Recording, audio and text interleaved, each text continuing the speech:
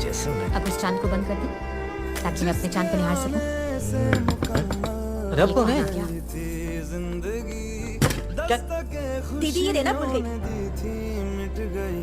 ये क्या है? कुछ नहीं, और एक रास्ता। चलो उठो, इसको बिछाना है। और इस चादर में क्या प्रॉब्लम है? अरे कोई प्रॉब्लम नहीं है, बस ऊपर बिछाना है इसको। चलो उठो यार, पकड़ा मत खड़ा करो ना यार। पटवाना से नहीं आई हूँ ना ही आगरा से। मैंने सिर्फ सुना था कि इस गांव में कुकड़ी की प्रथा होती है। पता होता तुम लोग भी मानते हो तो मैं शादी नहीं करती। अरे जाने मन, अब तो हो गए ना, अब क्या फायदा। मैं कोई फायदे नुकसान की चीज नहीं हूँ। ये मेरे स्वाभिमान, मेरी चरित्रता पे सवाल है। तुमको पता भी है तुम क्या करने के लिए कह रहे हो? फिर प्यार क्यों किया था? क्यों किया ये सब नाटक? सिर्फ एक रात को इस्तेमाल करके फेंकने के लिए? अरे तुम ऐसे क्यों बोल रही हो जैसे तुम कोरिया नहीं निकलोगी? अच्छा, तुम इतने दावे के साथ कैसे कह सकते हो? या कोई भी कैसे कह सकता है? चलो मान लिया नहीं निकी कोरिता, तब क्या? अरे यार तुम क्या कर रही हो? ये मेरी पहली सुहागरात है। नहीं, मेरी तो रोज होती है। इतना बड़ा धोखा मेरे साथ। इस कमरे में तुम्हारे लिए कोई जगह अरे नहीं। तुम चलो गुस्से में।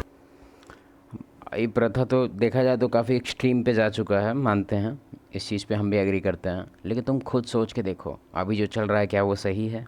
हम मानते हैं कि ये चीज़ जो हुआ वो सही नहीं था, वो कल्चर को पीछे करना ज़रूरी है। लेकिन तुम खुद सोच के देखो कि अभी जो कल्चर हम लोग नया नया कल्चर में आ रहे हैं, जिसमें कि एकदम नॉर्मलाइज किया जा रहा है कि हाँ भाई आपका बॉडी आपका चॉइस है, आप कभी भी कीजिए शादी, आपको 30 साल में करना है, 35 साल में करना है, या फिर एजुकेशन वगैरह का एक तरह से मास्कअप लगा के कि हाँ भाई हमको पढ़ना है, हमको कमाना है, उल्टा पुल्टा नाटक करके डिले करना शादी को। अब तुम हमको पता है कि अब तुम बोलेगा कि क्या मतलब है तुम्हारा डिले करके शादी करने का।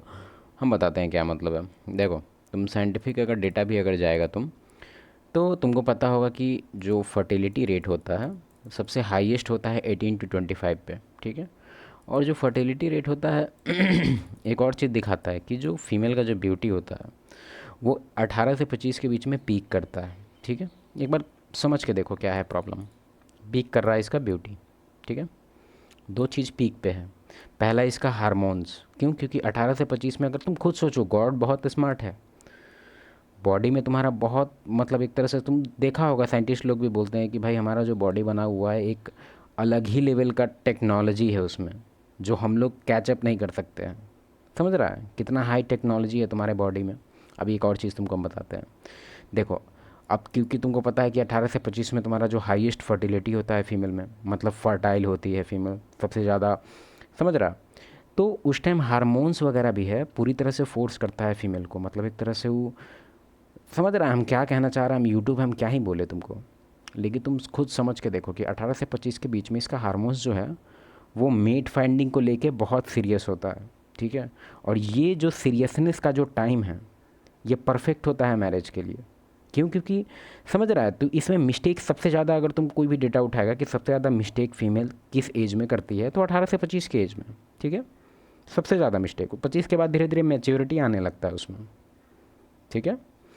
तो तुम खुद एक बार ध्यान से सोचो कि जब इसका हार्मोन्स एकदम हाईएस्ट लेवल पे जा रहा है, इसका पूरा उफान मार रहा है, ठीक है, उस टाइम इसको क्या कहा जा रहा है? इसको कह रहा है कि कॉलेज जाओ, पढ़ाई करो। देखा जाए तो कॉलेज का तो ठीक है 21 तक कॉलेज जाएगा, ठीक है, उसके बाद शादी नहीं करते हैं ये लोग पता नहीं ऐसे ही। आजकल का जो एवरेज अभी शादी का जो एज है खासकर इंडिया में, इवन गांव में भी भाई, गांव में भी 25 to 26 चल रहा है, ठीक है। और तुम्हारे शहर में तो अभी क्या ही बोले, अच्छा खासा शहर में तो 28 to 32 चल रहा है। तुम खुद देखो, अभी पिछले 5-6 रिलेटिव में हम गए हैं शादी में, किसी एक का भी एज उससे कम नहीं था। किसी का 28 था, किसी का 26 था, किसी का 27 था। हम फीमेल का बात कर रहे हैं। अब तुम बोलेगा मेल का क्या, तुम खाली फीमेल पे बोलते। मेल में प्रॉब्लम क्या है वो बताते हैं। मेल में फर्टिलिटी को लेके इस तरह से कुछ भी साइंटिफिक भी तुम खुद देख लो कि यहाँ पे 80-80 साल का जो बुढ़ा है वो बाप बन जा रहा है, ठीक है। और जो फीमेल में है उसका एक लिमिट है कि 35 to 40 के बाद वो कॉम्प्लिकेशंस बहुत ज़्यादा बढ़ जाएगा। 40 के बाद तो बंद ही हो जाएगा, लेकिन 35 to 40 के एज में भी बहुत कॉम्प्लिकेशंस आता है। तुम कोई भी अच्छे डॉक्टर से बात कर सकता है इसके रिगार्डिंग, भले वो अच्छा डॉक्टर हो, चूतिया ना काटे तुम्हारा, ठीक है। तो अभी का जो, यही था मेरा बोलना कि अभी का जो टाइम है, जो अभी जनरली में हम लोग जी रहे हैं, जिसमें ये भी लड़की ऑफेंड हो रही है, जो कि सही भी है, क्योंकि देखा जाए तो ऑफेंड होने वाला बात तो है। लेकिन तुम खुद सोचो कि एक, ठीक है, एक केस देख लिए जिसमें ये ऑफेंड होने वाला बात है। अब तुम मेल के साथ अभी क्या हो रहा है वो देखो। अभी न्यूज़ भरा हुआ है, तुम कोई भी न्यूज़ खोलो, ऐसे जनरली मेन स्ट्रीम मीडिया ये सब चीज़ को दिखाना नहीं चाहता है क्योंकि अगर मेन स्ट्रीम मीडिया अगर इस अब तुम्हारे अंदर भी सवाल आता होगा कि मेन स्ट्रीम मीडिया ज़्यादातर इस सब चीज़ को कवर क्यों नहीं करता है। देखो कारण उसके पीछे गवर्नमेंट है, ठीक है। गवर्नमेंट नहीं चाहता है कि भाई आदमी ऐसे मैरिज वगैरह करना छोड़ दे या फिर इस तरह से, समझ रहा है, एक तरह से बेनिफिशियल होता है गवर्नमेंट के लिए अगर कि कोई फैमिली बने, शादी बने, समझ रहा है, एक फेवर में होता है। उसके लिए तुमको बहुत डिफरेंट कॉन्सेप्ट सब पढ़ना पड़ेगा, उसको छोड़ो। हम तुमको मेन चीज़ बताते हैं कि मेन स्ट्रीम क्यों नहीं बताता है। इमेजिन करो कि अगर मेन स्ट्रीम इस तरह का न्यूज़ चलाने लग जाए डेली बेसिस पे, भाई लोग शादी करना बंद कर देगा। मजाक नहीं, क्योंकि मजाक नहीं होता है शादी। तुम खुद सोच के देखो कि एक घोंसला है, ठीक है, एक फीमेल है तुम्हारी, अंडा दिया, ठीक है, और तुम यहाँ डेली बाहर जा रहा है डेली बेसिस पे और अनाज खोजने, पूरा एकदम धूपा में घूम रहा है, पानी भी नहीं मिल रहा है, तुमको खाना भी नहीं मिल रहा है, बहुत परेशानी है। वापस आ रहा है तो देख रहा है कि घोंसला तो है, सब कुछ है, बस फीमेल के साथ एक डिफरेंट मेल है। इमेजिन करो कैसा सिनेरियो होगा वो। और ये चीज़ कॉमन होने लग गया है, बहुत ज़्यादा कॉमन। मतलब इवन अब मेरे रिलेटिव्स में ऐसा ऐसा केस आने लग गया है। लेकिन इसमें एक और कैच है। क्या है कैच पता है? तुमको लगता है कि न्यूज़ में जो देखते हैं तो तुम उस हिसाब से परसेंटेज कैलकुलेट करता होगा, कहता होगा कि अच्छा हाँ ठीक है, 100 में से 1 केस में ऐसा होता होगा। तुम संतावना दे रहा है, 100 में से 1 केस में नहीं होता है, 100 में से 40 केस में होता है ऐसा। अगर ये डेटा तुमको आ जाए तुम्हारे दिमाग में तो तुम डर जाएगा। हम बताते हैं क्या होता है प्रॉब्लम। तुम खुद सोचो, अभी मेरे जो रिलेटिव का हम बात किए, हमको याद करने दो, रिलेटिव वगैरह में, फिर फ्रेंड वगैरह में, टोटल अगर अभी मेरे एकदम एग्जैक्टली पिछले 6 महीने के टाइमलाइन में हमको केसेस याद आ रहा है तो कम से कम 7-8 केस है, ठीक है।